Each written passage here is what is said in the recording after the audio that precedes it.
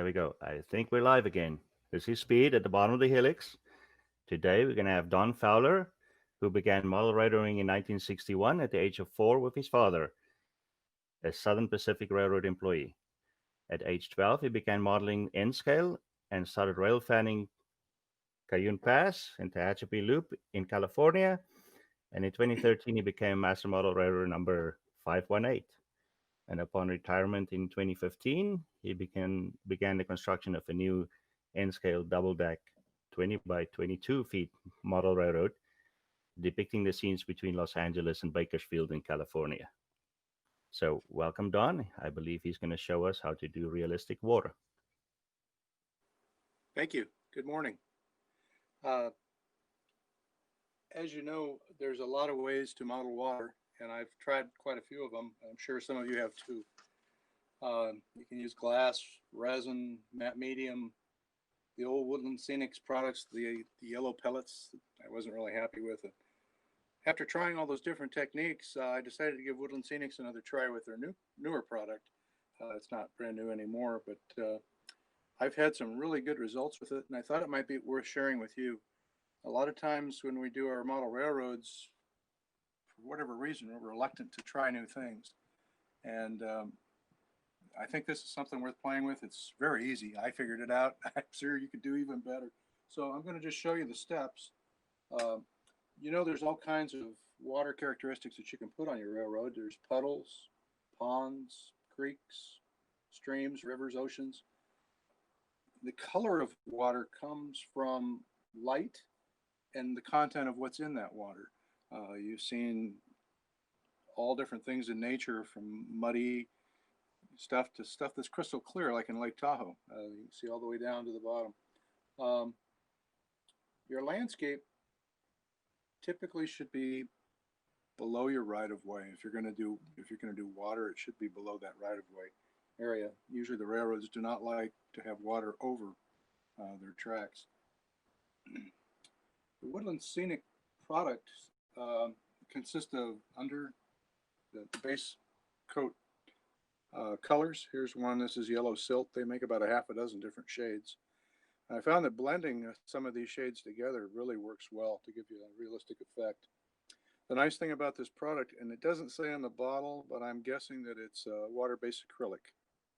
Oh, it does. It says 100% acrylic. But this stuff blends very nicely. And they also, after you put the base coat on, and you put on the water, this is the gloss coat product that you put on. And then after that, they have a thing, it's called water ripples. It's kind of like a gel, and that goes on after that. And then they've also got a whitewater highlighter. So if you want to do whitewater rapids or that kind of thing, this product is available too. And then for keeping it clean on your layout, if you have a problem with dust, this little dust dabber works really good. It's very much like, can't think of what the kids play with. It's, you remember what? But anyway, you just break off a piece of this and dab it on there, and it cleans things very nicely. You can use it to clean anything on the layout, really. It won't hurt anything. But that's called the dust dabber. So there's a couple of things you have to remember. It's kind of like gremlins. You don't feed them after midnight. You don't get them wet. And but that doesn't apply here. For this, each coat takes 24 hours to dry. So you put your paint on, let it sit 24 hours. Put your gloss coat on, let it sit 24 hours. Put your ripples on, let it sit 24 hours. And that's important because you don't want to get ahead of yourself or ruin the effect. The other important thing is, wherever you're going to put your water, do not put your ground cover, rock, or that kind of stuff in first. Paint, then put your gloss on, then put your ripples on. When you're done, let it dry. Then you blend your ground cover down over the edges, and you get a much better effect. Otherwise, you're going to get that loose material into the water effect, and then it's not going to look right. So with that said, I thought I would demonstrate some of this for you. My wife came up with the idea of going to get some little practice boards over at Dollar Tree, $1 a piece, of course, And so I just hit them with a little bit of primer. On my layout, I use masonite, the smooth side of masonite for my sheets. You can use plywood, you can use whatever you want. If you use plywood, I'd probably seal it though. So we're going to just put some of this on here. This is the shoreline. Go right along here. You don't, nothing really fancy or magic about it. You just put that on. And we're going to set that aside, clean the brush. Go to the next color, which I picked olive drab. So we're going to get into a little bit deeper water now.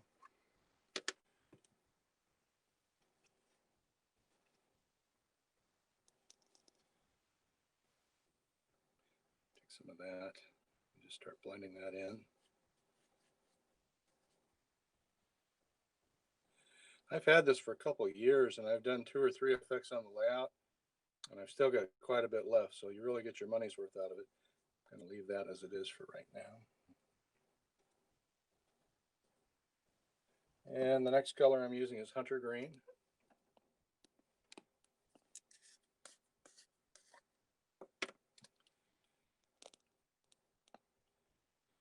Start bringing that in.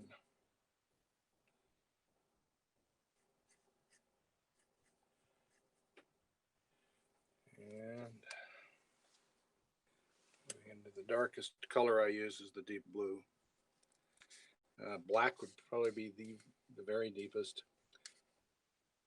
You look at the ocean on a given day, it could be green, it could be blue. Again, that has a lot to do with the lighting and what part of the world you live in, I suppose. So now we're adding the blue in here.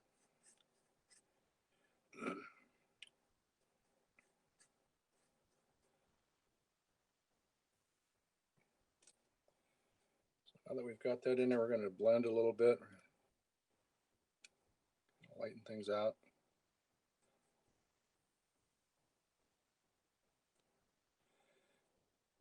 You've got some time to work this stuff, so it doesn't. You don't have to be in a hurry.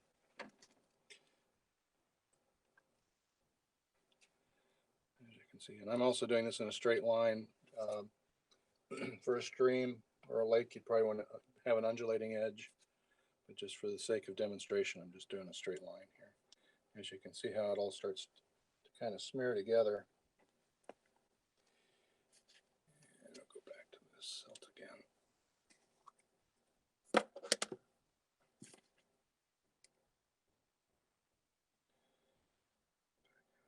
Here the edge. And you can see it's just starting to mix nicely and come together.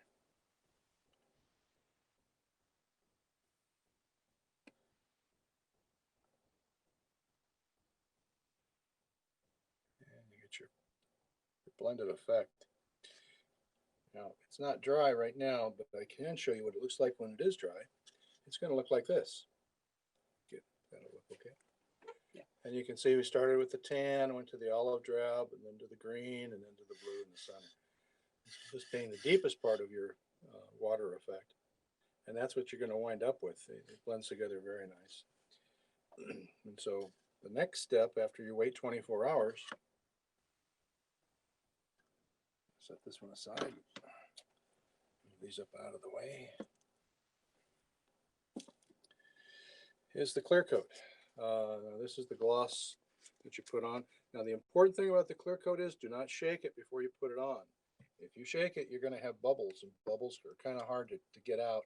There's a way to get them out, but you don't use heat like you would with resin. And what you do, I'm going to show you that right now. So we're going to open this up and we're going to gently just pour some out here. It doesn't take much. You only need about 1/16 of an inch. Now, Woodlands Scenic does make a deep water pour where you can have depth if you want it. If you want to put rocks and some other detail stuff in the bottom, but with that you can. And I just put a little bit on here, and I'm going to demonstrate this a little bit. And just kind of gently move this around and get it to cover your whole area. Now, it's a little opaque right now, but when it dries, it'll dry clear. And this stuff is completely odorless. Just moving it out toward your edges. I haven't had any problems with seepage or moving up on a shoreline or anything like that, or onto rocks. It just, now you see some bubbles. There are bubbles right here. Just move them out to the edge, because you're going to cover that edge with your ground cover anyway. So you're not even going to see it. You just kind of keep an eye on it. You get a couple bubbles here and there. You just slide them out to the edge. So all you got to do, if you get a big bubble, you can use probably a toothpick to pop it. We're just going to move this all out to the edge and get a nice effect here. Move it around. So we're getting it all done there. So I'm going to move on from this step now and show you what that looks like when it's dry. And that looks like this. And you can see it's got a nice clear glossy finish. And if you're happy with that, that's how you want it to be, that's good. But let me show you what happens when you add ripples. This is the ripple stuff. It's kind of like a gel. And you use a little stippling brush. You can use a stiff one or a soft brush. It doesn't matter what you use as long as you're happy with the effect. In N scale, I don't need a whole lot of ripples. You can build this up in layers if you want to. And I'm just kind of stippling this stuff on and moving it about.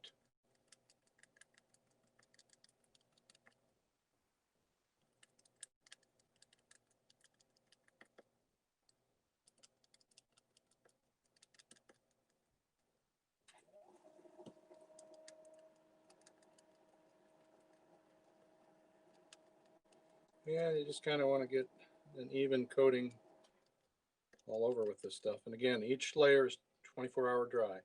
So paint 24 hours, the clear coat 24 hours, then you put this on and let it sit 24 hours. And then you're good to go with adding your ground cover and whatever else you want to add to this. I'm going to show you some examples of the finished effect on my layout as soon as we get done with this. I think you'll like it. And so you can see what it looks like wet here. Here's what it looks like once it's dry. You get that effect. And it's the effect of moving water. And as I said, if you wanted to put some rocks in here, you can do that. I would add the rocks after you paint, but before you put the gloss on.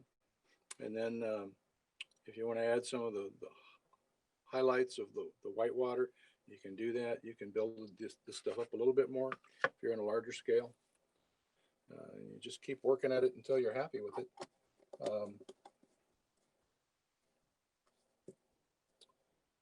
Let's see. We're also going to talk about installation when you do water, and I want to show you a couple of applications of that. As I said, you don't want your water effect at track level. You usually want it below, and I'm going to show you how I accomplish that. If you're building your layout, it's quite easy just to allow for it if you know where the water effect's going to go. But even if your layout's built, you can always go back in. I'm going to show you how I did that too. So there's no way to do this wrong. You just keep playing with it until you get it to where you're happy with it. And I think water is a neat addition to scenery. Adds to things. Okay, we got everything sealed up. So let's move over to the layout and we'll start looking at some things on the layout at this point.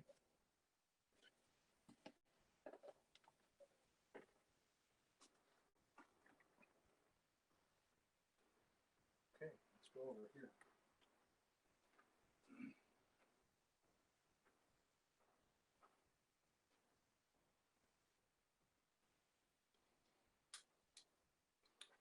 This was my first effort with this product, and again, if you look closely, you can see how the edge, it goes from a lighter shade to the center where it's the darkest. I added some sandbars just to add some interest, and then I brought my ground cover right down to the edge, and it came out pretty well. Now the way I did this was this is a sheet of masonite, smooth side up. I just screwed it to the underside of the frame, and that's how I did the install for this. And you see it's well below the track level. I put the piers in before I did the pour. So.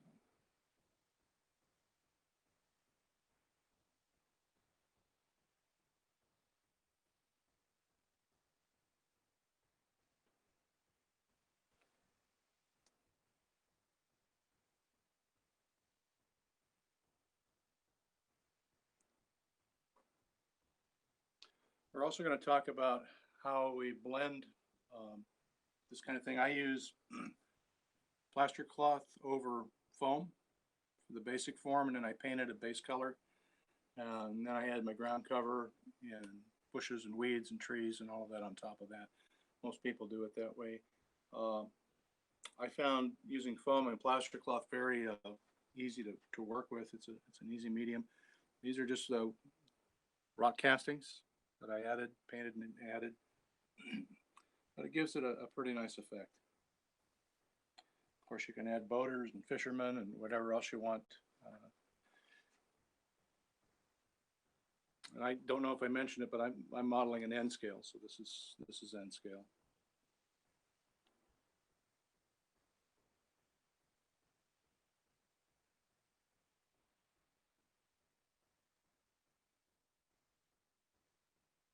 Okay, want to move down to the next section. We're going to move down through the layout to another part.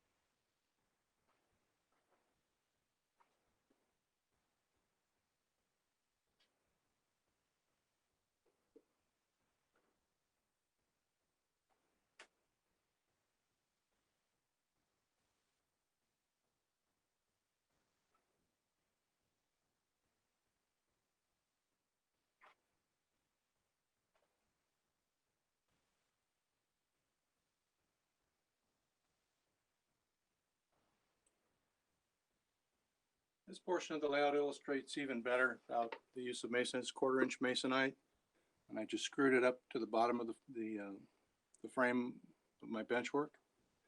And then this was my second effort with this. And again, you can see the blending of the colors and then the ripples on top of the effect. My granddaughter actually helped me do this one, and we had a lot of fun doing it.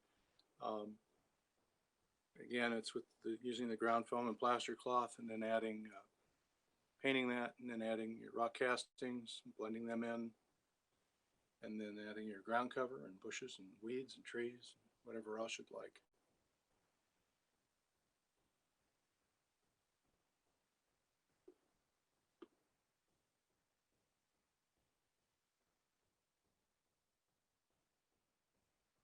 Maybe you could give them an overview too when you're done.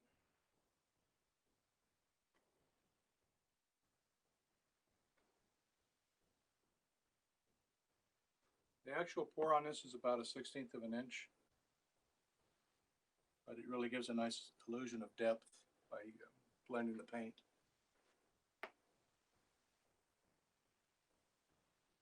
And I'd like to show you one other area as well.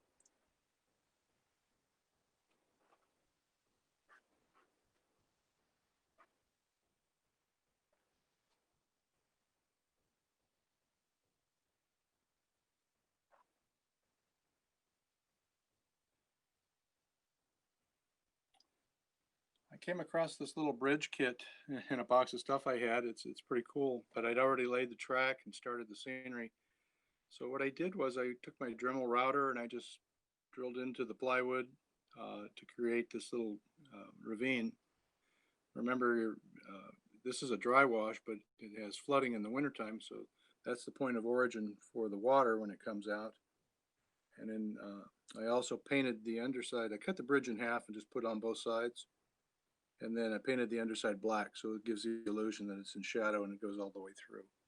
So that was a pretty simple effect. You could put water in that if you wanted to make it a creek or whatever. But even if your track's already in, you can still go back and add special effects. I think in nature, very little area is actually totally flat. You've got to have hills and ravines and things like that to look realistic. So that pretty much is everything I wanted to share today. I am open if anybody has questions or if we want to look at anything else.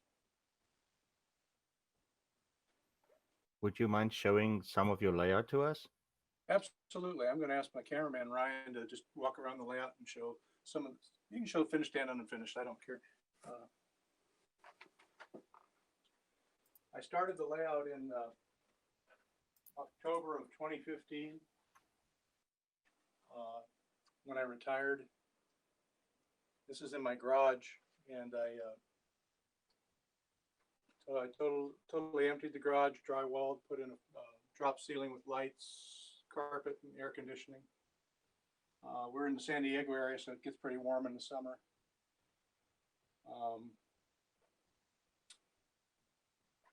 I had the bench work and the track and wiring in by Christmas, and we were running trains on the lower level. It's a double deck, and the dimension of the layout is 20 by 22. I use Atlas Code 55 throughout. Got about 400 feet of main line. Takes about 30 minutes to run the route. We have an ops group with about 6 guys, and it takes about 3 or 4 hours for an ops session.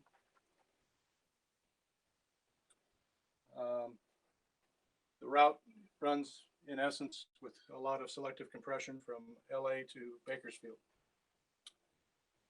And we model the SP. My dad worked for Southern Pacific. Of course, that's what we model. The nice thing about Tehachapi, though, is Santa Fe runs over it too. So we can run Santa Fe trains, and we run some UP trains through it as well. My system is Digitrax wireless, the duplex system. And we have an operating hump yard. We have 2 locals that we run. And then we have, of course, we have through SP symbol trains that we run as well.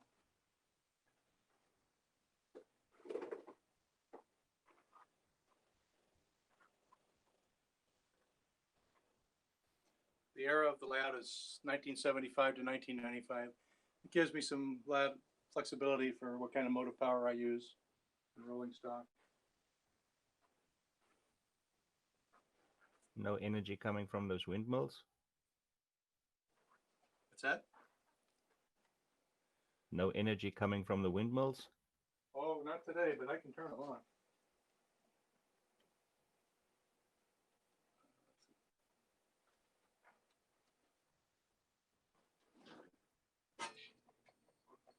Wow.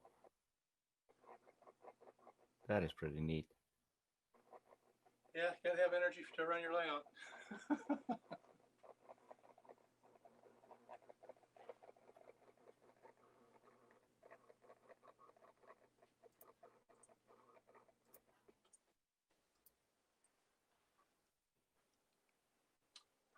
Don't forget to show them the ranch.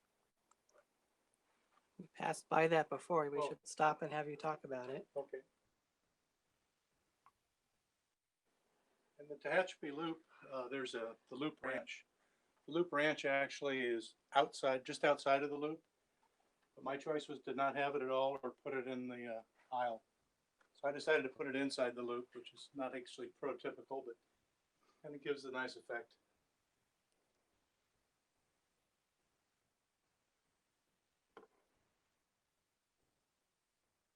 Beautifully done.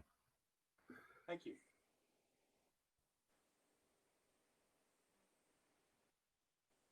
We have 6 automated grade crossings on the layout. 3 of them are functional and 3 of them are in construction mode. The bells that I use are actually from the railroad. I had to wrap them in foam and put them in a Xerox paper box because they were so loud. And anybody that runs with sound on their layout realizes that after about 5 minutes, it's not cool anymore. So I have cutoff switches for the sound.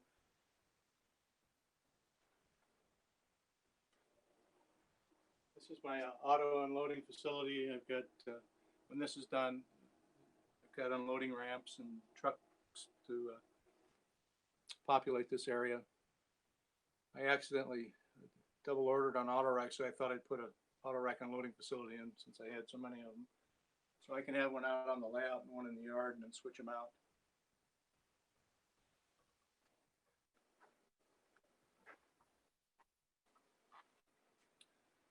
And Ryan, showing you the yard that's based on the one at West Colton.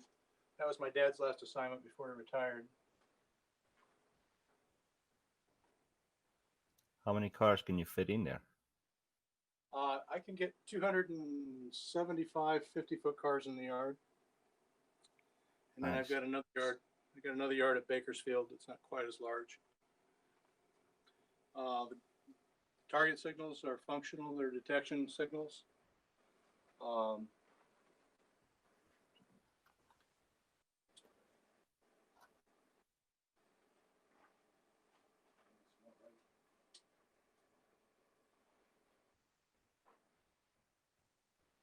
The tower there is based on the one at West Colton. It's scratch built.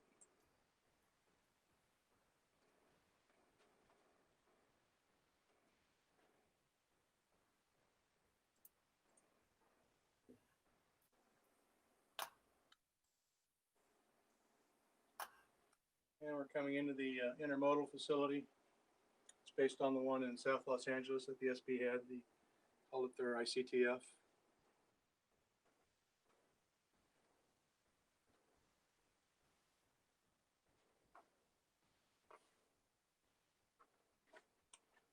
All of the scenery in this area is temporary because I'm going to have to take it out when I crawl up under there to put the signals in for my grade crossing that goes above.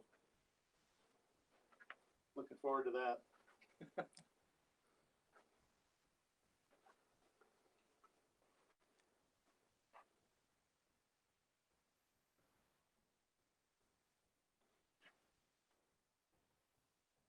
Both ends of the layout are reverse loop, automated reverse loop.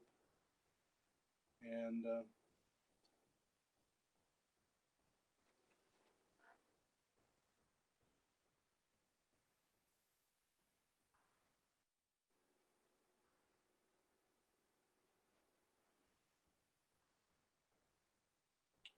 I've also made provision to do night operations. I can show you. I don't know how well it'll show up, but we'll try it.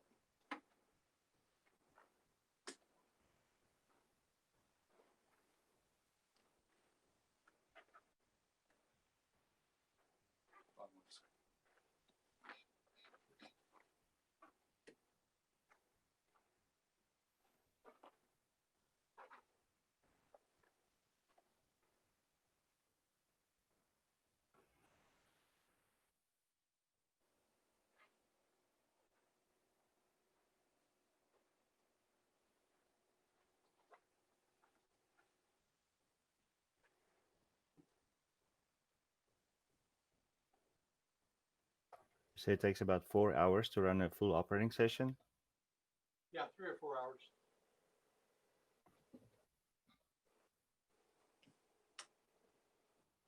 Night vision goggles on. Are you able to see very well? Yes. Yes. Well, it's Okay. nighttime, so Don, why don't you tell them about your Helix? I wasn't a big fan of doing a helix. So what I did instead was I put in, I guess you'd call it a herniated helix. This is a 12-foot peninsula.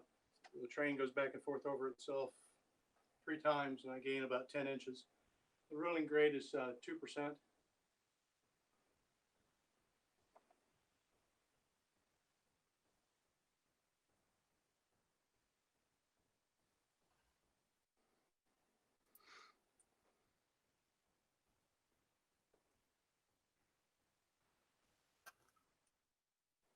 I'll ask the layout questions first. Someone asked, did I see 4 engines and a single trailer, train flat, and a caboose? Is that your version of the Super C? That's exactly it. That's kind of a joke version of the Super C. I think the smallest it was with 1 car with a trailer on it. That's for my Santa Fe friends. I'm going to bring them over and show them the ranch. Yes. We've been through the ranch, but you can talk about it a little bit more. Yes. Do you want to put a little more light so we can see the ranch again? Oh, well. Yeah, saying, come on over and show them In Southern California, we have a lot of wildfires, so we Oh, have yeah, a yeah, yeah. California Division of Forestry station here. Oh, neat. In the event a fire comes up, boy, we're ready to go.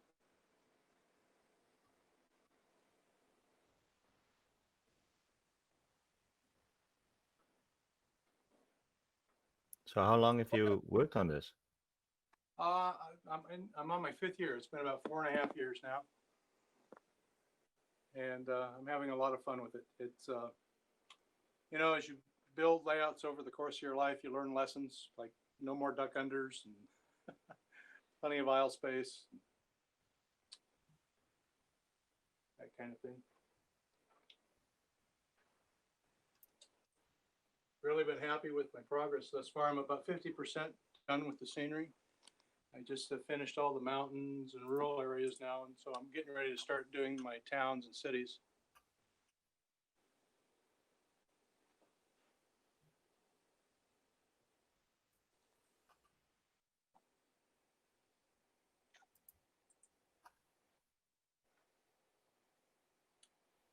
Come around on the side, give them a view.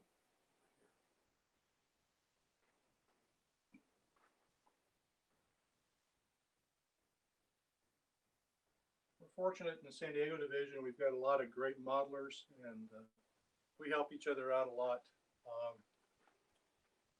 with ideas, and sometimes even physically with working on projects that we may not be comfortable with. Ryan's showing you a little better scene of the night view of the ranch. In case you weren't aware, there's a lot of cool products on eBay now that people are making with 3D printers. A couple of the structures on this ranch I picked up on eBay very inexpensively, and they worked out really nicely.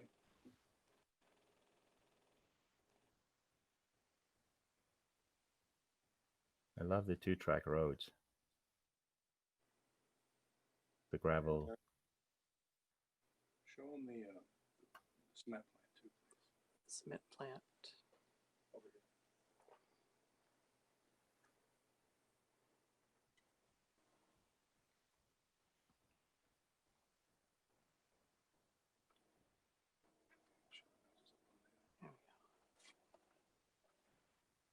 If I lived in Tehachapi, I'd want a house like that overlooking the railroad. Don't we all? Yes. And down here, I didn't have enough room to do the monolith complex. That's a cement plant there, and so I guess we call this mini lith.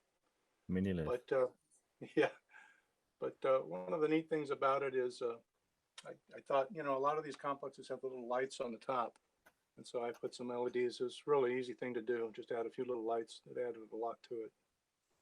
If you'll stay here, I'll turn the lights back on.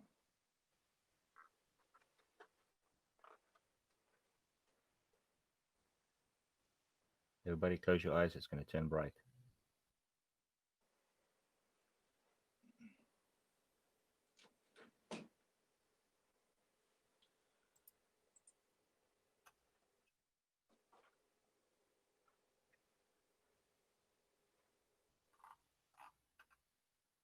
This complex was a kit bash of a couple of Walther's kits and then some other accessory items.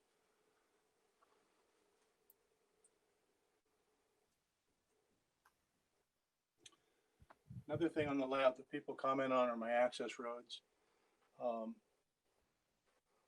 It wasn't my original idea. You know, other people have done it too, but it really, I think, adds a lot.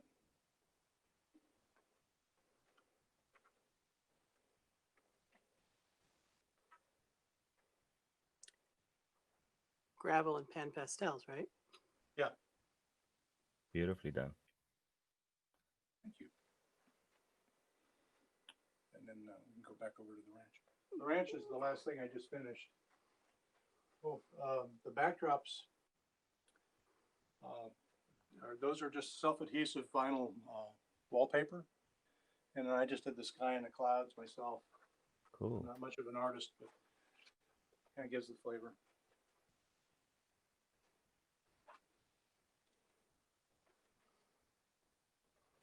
And a lot of little details added too. I got a grocery cart knocked over here and a guy walking his dog, and just some neat little things. Grocery cars, they don't like 2-track roads. Wow.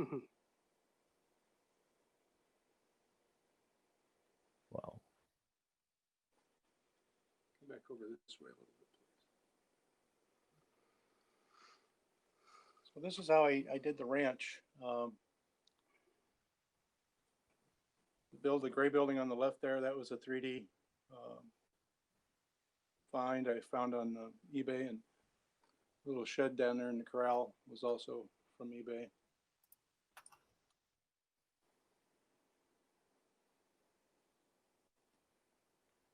The fencing is Woodlands Scenics.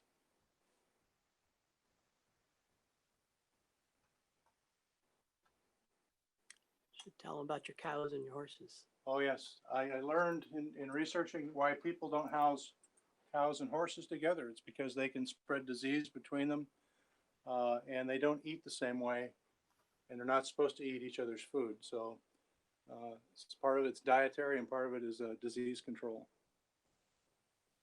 So I had to make a separate corral for the horses.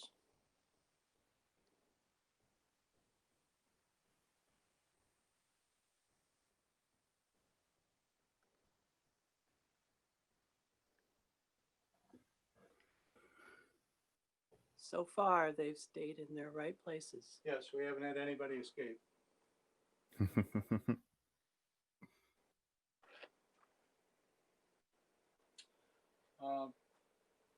That's pretty good tour of the layout. Anybody have any questions?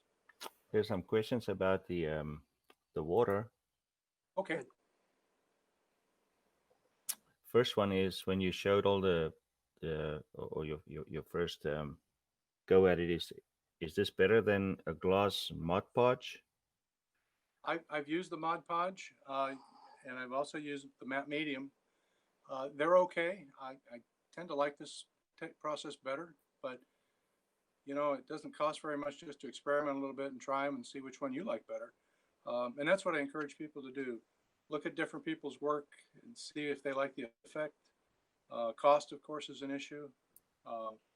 So, you know, you can do the same thing with Mod Podge. You can paint the base and then put the Mod Podge over the top. So I'm not a salesman for Woodlands Scenics, and I'm not knocking any other process. I think what's most important is that the modeler has to be happy with the effect that they get. Correct. And I'm always trying to find a better product or a better effect to get the most out of what I'm doing. So I just thought it was something cool to share in case someone hadn't tried it. I'd used the Woodlands Scenics plastic pellets years ago, and I didn't like them at all. So I kind of went away from Woodlands Scenics for a while. But this new product I'm very satisfied with. So You just led yourself straight into the next question. Are all the paints, water, and ripples Woodlands Scenics products? yes, everything's from Woodlands Scenics. They make the thing, and you can go online at the Woodlands Scenics website. They've got tutorials. They do it a little differently than I showed it, but it's okay. I mean, it's just another way to get the job done. And then they've got, like, you can see their full line of the water effects products. Mm-hmm. And they're very easy to use. I did it, so I know you guys can do as well or better. Someone said that one of the hardest things they think to do is the whitish foam on the rapids. Any suggestions? Well, yeah. The best thing to do is to dry brush that in the area that you want it and use a water base. And then if you don't like the way it looks, you can wipe it off and try it again. So, I mean, none of this stuff is forever. So if you don't like the effect, you can clean it and redo it. That's the beauty of the water-based product. Someone's seen. Dry- Go ahead. No, I was just going to say lightly dry brushing and light coats is probably the best way, rather than, you know, putting it on heavy. They said they've seen someone else use compressed air to form the ripples. Have you tried any of that? I have not. I suppose it could be done that way, but I've never tried it, so I really can't comment on it. That's the end of the questions. Let me just do a Okay. quick check and see if there's more. No, that was everything. Thank you very, very much for showing us and also the layout tour. Absolutely.